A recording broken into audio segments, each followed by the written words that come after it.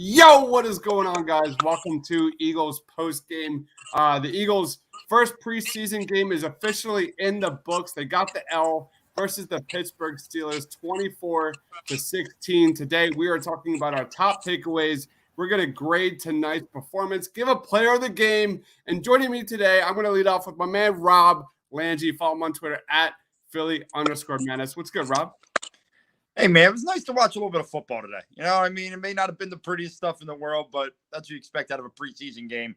But it was actually fun to come home from work, put on my Eagles jersey, and, be ready to watch some football. So I'm excited. Love it. Also joining us is my man Mark. Follow him on Twitter at MarkHenryJr_. What's up, Mark? I completely concur with Rob. I am more than happy to have football back, and I like that we're all representing different Philadelphia teams, each in our different box here. It's pretty funny. So wild night. We had a Phillies afternoon game, then we had the Eagles, and now the Sixers are on the TV right now. It's absolutely a day of Philly sports. But today, let's start off with initial takeaways. Mark, I'm going to lead off with you. Like, what was your just first impressions of tonight? I feel like, for me, I'm not the biggest takeaway guy from the preseason, but you have to look at that first quarter as more so than the rest of the game. The rest of the game, a lot of those guys are not going to be playing legitimate snaps. So you have to look at that first quarter. And the thing that really smacked me in the face was how deep they feel on the trenches. Yeah. Like they on both sides, even just like it's different when you're looking at a depth chart as opposed to seeing it. They seem like they are just rock solid on both sides of the ball, on O-line and D-line. And you have to like what you saw out of Jalen Hurts. And you more so than that, you have to like what you saw out of the passing game in general. It seems like Nick Sirianni wanted to, pass the ball because they did not run the ball very much at all. So I think that was probably something they just wanted to get as many looks at the passing offense as possible. So that was something that was definitely a big takeaway for me. Yeah, we're going to get into Jalen Hurts tonight, but that was also my takeaway was the defensive line. For me, the defensive line was absolutely terrific. Javon Hargrave in that first quarter was just a man among boys, just disrupting everything. You saw Josh Sweat putting pressure on Rudolph. You saw Milt Williams playing great. You got who's this guy? I lost my notes here, but whereas everybody pretty much on that defensive line for the Eagles was making an impact there in that first half. They didn't really blitz a lot. They were just doing a 4-man rush. Yeah, and that just bodes so well when you have Nelson on one side and you've got Slay on the other. There's a lot of positives from this defensive line. So what about you, Rob? What was your kind of main take? Yeah, listen, I thought the young guys, really played well all the way through, from Jalen Hurts being a young guy. You talked about Milton Williams. We talked about, I'm sure we're going to talk about Quez Watkins. But even Teron Jackson, the kid out of Coastal, made a couple really nice moves, nice spin moves to get past the on the edge. So I was happy to see that. I will say the one thing from Jalen, everyone's going to look at 3 for 7. One pass was dropped. Another one was kind of sort of dropped. But what I saw was not happy feet in the pocket. I was paying very close attention when he dropped back to how his feet looked, and he looked comfortable. He didn't look nervous. And look, preseason, it is what it is. But, that was everybody's been talking about his footwork going into the season. And Sirianni and Steichen, these guys have made that, priority number one.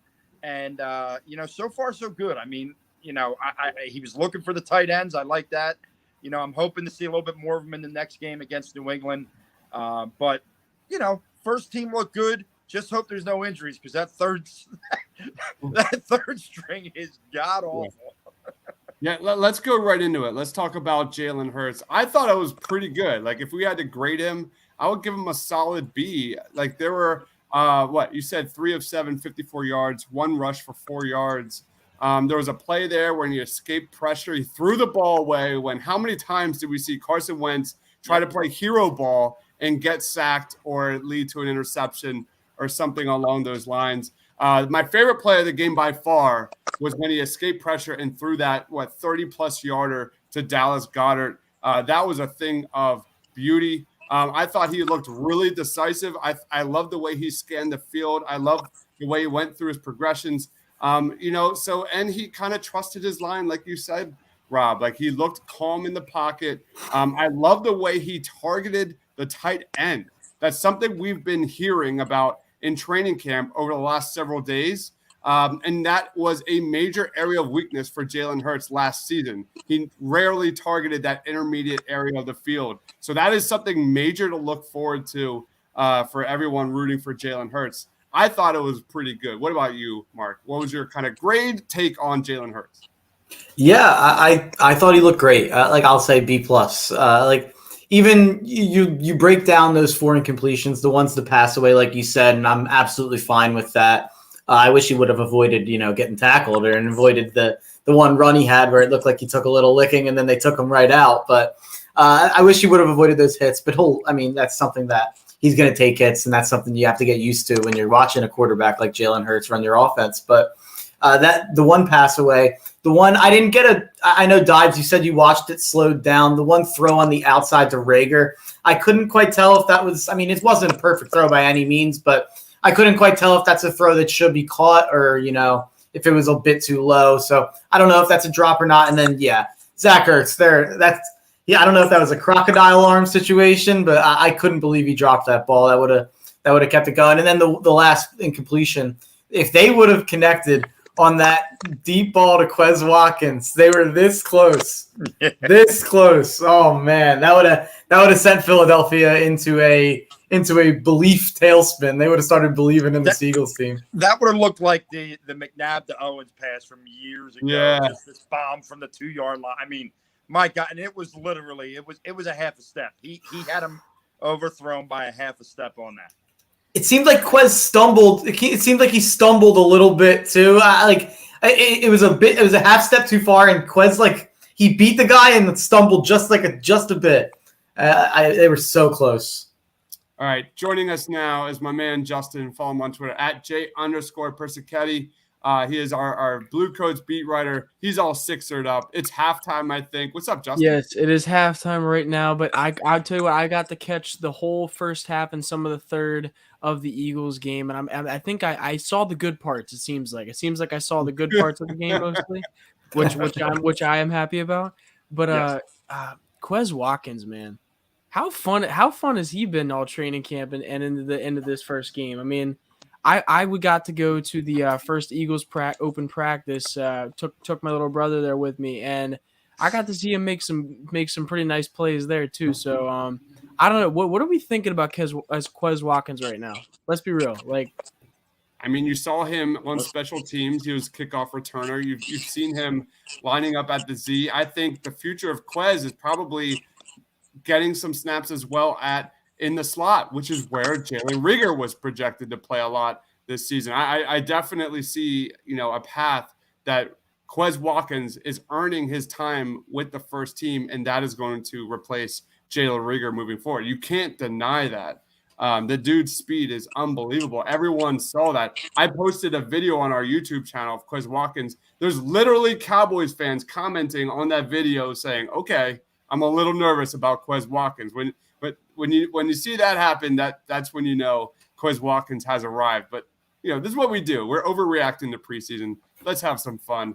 Anybody else have any thoughts on Quez Watkins?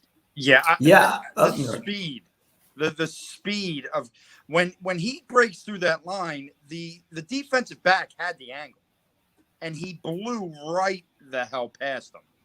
And listen, I know that Greg Ward's been a guy that people have loved here. But listen, if Quez Watkins is going to be able to do that, I need him on the field over Greg Ward. Look, this team has a plethora of young talent at this wide receiver position, whether it be Devontae Smith, Quez Watkins, your boy Reagor dives. But let's not forget Travis Fulgham is still in the mix. Greg Ward is still in the mix. People think Arthega-Whiteside will make the team because he makes tackles on special teams. If I'm the Eagles, I don't even let Arcega-Whiteside back in the locker room. He just doesn't. He's not better than any of these guys. Like, it just shouldn't happen. But, talking about that touchdown, my favorite part of the game was after Watkins scored, the entire bench was in the end zone with him. That's Offense, defense, the entire – and what that tells me, and I know you got to win games to keep up that positive morale, but Sirianni has the culture where it should be right now for a young team that, there's really not a ton of pressure on these guys. They love playing together. They love being in the locker room, in the trenches together. I loved seeing that. That was actually probably my favorite part of the game after Quez's run. And I want to say that the Eagles bench was with Quez Watkins in the end zone. But do you know who was with Joe Flacco at quarterback? Pro Football Focus was tweeting that Joe Flacco is putting pressure on Jalen Hurts as number one quarterback. Oh my God. There's a reason no one should listen to that site ever. All right, sorry, Justin. No, I was gonna say, based on Rob's point about Nick Sirianni, like what he's creating there.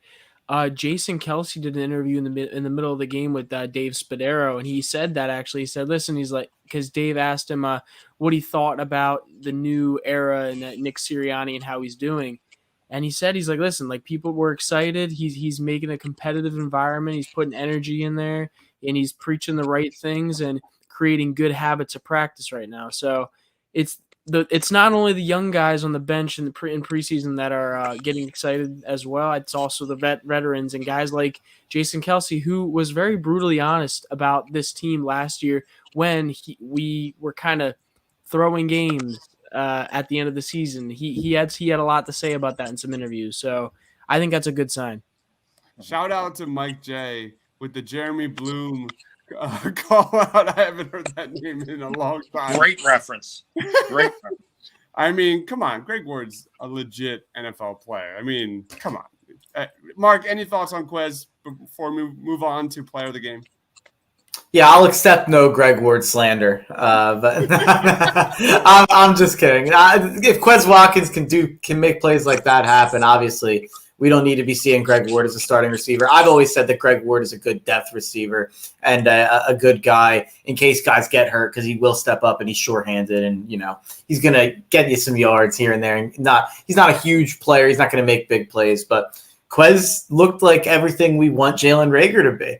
I mean, that's really what he looked like on that screen. And then, I mean, just talking about the screen in general, how long has it been since it felt like we had a screen that worked? Like, it feels like those last couple of years, the screen game has been invisible, just invisible. So that is something that's something to be excited about going forward for sure. Yeah, when I tell you, I thought the same exact thing as soon as it happened. I was like, yo, when's the last time I saw a screen that worked? Like maybe like Nelson Aguilar, at one time, 3 years ago. Like you don't see that. Maybe Darren Sproles before he was on the team, but a wide receiver bubble screen, I don't think I've seen that work in a long time.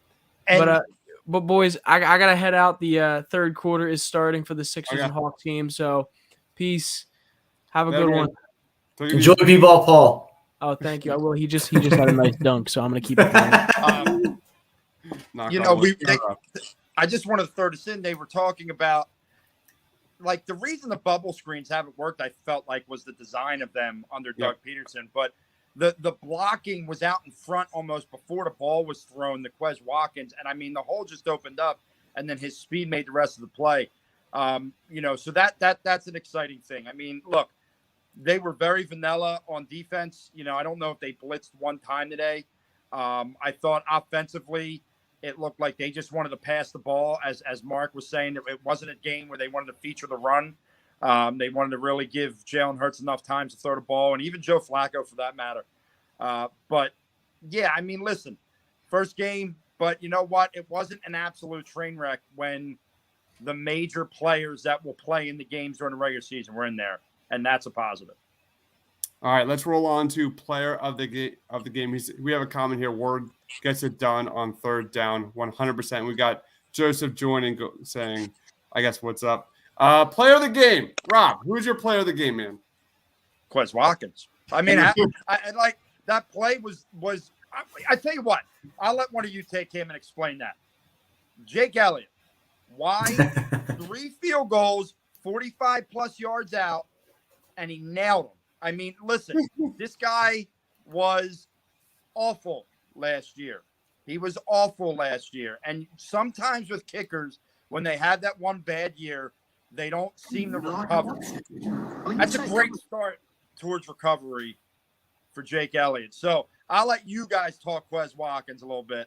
I'm going to say kudos Jake Elliott for those 3 long field goals that you made look easy tonight. Dives, I'll let you go with Quez. You can talk up Quez. It's pretty amazing that this guy legit was this close to having nearly like a 79-yarder and a 98-yarder in the first half. Could you imagine? The entire stadium would have been brought down, and the Quez Watkins legend would officially begin had it had Hurts connected there. We're going to talk about Quez Watkins for a long time. We already touched on it. I want to go with this Eagles defense giving up only 7 points in the first half. They looked really strong. As all the questions as we had with Jalen Hurts and Nick Sirianni play calling, and the offensive line and the RPOs, and we don't know what to expect offensively. I thought Jonathan Gannon had a really good day today. I think people will be very happy about him, in Philly sports in general, social media in general tomorrow. You look at that defensive line, they got gassed there in that second half. I'm not going to blame them. But the way that defensive line was getting pressure at the quarterback with not blitzing at all, that is something for me that you can really get excited about. So, we talked about Jalen Hurts. We talked about Quez Watkins. Kenny Gainwell, I thought, flashed a little bit today in space, running, catching. That is definitely a guy to keep an eye out for because there was definite real flashes there. What about you, Mark? I thought, obviously Quez, I think, is definitely the player of the game, but to go outside the box a little bit, I thought Alex Singleton was flying to the ball out there. I thought he was flying to the ball. He stopped a couple runs dead in its track. It seemed like he was really had an idea where the ball was going, his instincts. He was the top tackler for the Eagles last year, which doesn't say much, obviously, but I thought that he looked very good tonight. And, to say that about an Eagles linebacker, you can't say that very often. So I thought he looked good tonight, and he's someone that I have some hope for going forward for sure this year, and I hope that he's a really solid piece starting there at linebacker. This comment, did we talk about how bad Jalen Reagor was on punts? I only saw him just let one bounce, inside the 10-yard. Were there 2 of them? Yeah, back to back he did it. But the second one was at least, I'll give him the second one. The second was actually just a really good punt that bounced the wrong way. The first one was just an atrocious decision. But look, listen, you know me and Reagan, but I'm not going to blast this guy after, one preseason game where he's had a tough off season, tough start to training camp with everything going on personally, physically. But, listen, I love the youth movement of this team, and I didn't know how I'd feel about it, but just kind of watching them out there and watching the youth movement of the coaches as well. It's exciting. I don't know what it's going to translate to. I'm not here telling you they're a playoff team, this and that. I am going to Vegas next week, and I am going to place a bet on them to win the NFC East. I've already decided that. I've already decided that. But with that said, it's refreshing. And listen, after what we watched as fans last year, that's really all you can ask. I thought Jalen Reagor also had a pretty decent catch in that second quarter.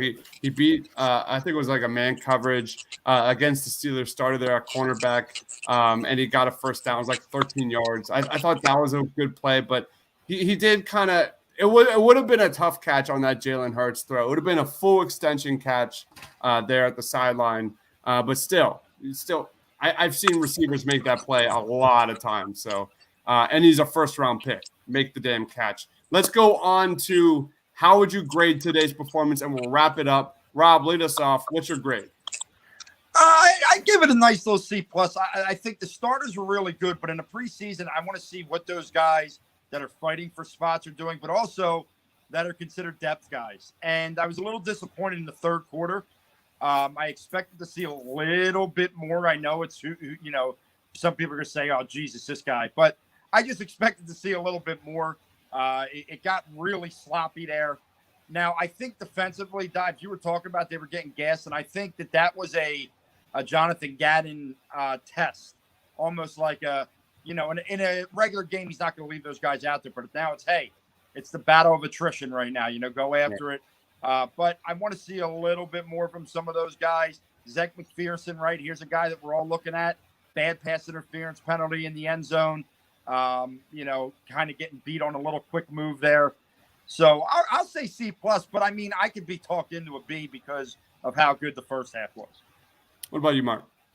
Yeah, I'll go with a B or a B plus. I'll say an F minus for Nick Mullins. Jesus. Oh my God. I actually, from his time in San Fran, I didn't think he was terrible. I actually thought he'd be, fighting with Joe Flacco for the backup spot maybe, but oh my God, he looks beyond terrible. So I think it's hard to take away anything from that second half because he just kept throwing picks and kept going 3 and out. So that set the defense up, like you guys said, to be gassed. And it might have been a test from Gannon, who knows. But I don't think I'm choosing, maybe this is the optimistic Eagles fan in me, but I'm choosing to not take too much away from the second half. And I'm choosing to really focus on how good I think Jalen Hurts, and for that matter, with Joe Flacco, and how good the offense looked. I think it's hard to take away anything from the defense, even in the first half against Pittsburgh. Pittsburgh had a lot of guys out there. Actually, I was actually surprised how many guys were playing for Pittsburgh, but they obviously had Mason Rudolph in there, who didn't do terribly, but it's hard to take away anything. It really, like you guys said, felt very vanilla. And they didn't blitz. I think that they weren't showing much. So I'll go B plus just because of how impressed I was with the offense in the first half. I'm in the same boat. I'm in that B plus range. The fact is, Jalen Hurts 100% looks like he belongs. No one can question that moving forward to week 2. It was, I think, a positive day for Jalen Hurts, which is what we wanted to see. Like, there was a very real possibility that the offense was a mess, and it has been throughout training camp, and they looked pretty decent. Minus, had Zach Ertz not dropped that pass on that first drive, this could have been an overwhelmingly positive podcast, considering how much they were moving the chains there. So let's wrap it up. Rob, lead us off. Where can we find you? What do you got going on, man? Look, man, I am pumped. It's Eagles season. You can find me right here, Party on Broad. You can find me on Twitter at Philly_madness. But it is, it's time, Dives. It's time. We're here now, baby. It's go time. What about you, Mark? Where can we find you? What do you got going on?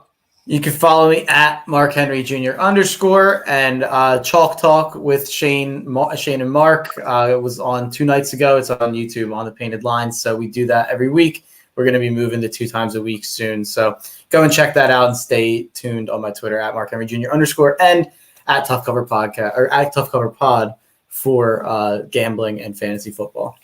That is Mark. Follow him on Twitter at Mark Henry Jr. _ Rob. Follow him on Twitter at Rob. At Philly _madness. Tomorrow at 1:00, I've got Seamus Clancy joining a short podcast to just kind of run down his quick overall thoughts from Bleeding Green Nation on Jalen Hurts, on the offense, first impressions kind of stuff. Short podcast, but it's going to be fun conversation. So please be sure to wait for that podcast. For Mark, for Rob, for myself, thanks for watching, guys. Stay awesome.